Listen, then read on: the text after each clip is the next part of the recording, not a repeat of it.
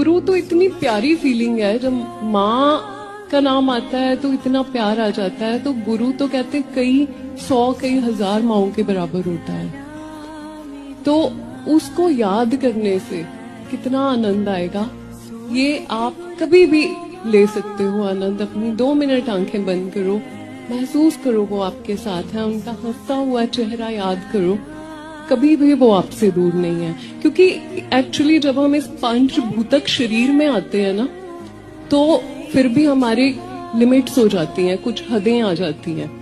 लेकिन जब महापुरुष आत्माएं, परमात्मा की सजाई हुई आत्माएं आती हैं आत्मा रूप में, तो हद नहीं होता, अनहद हो जाता है।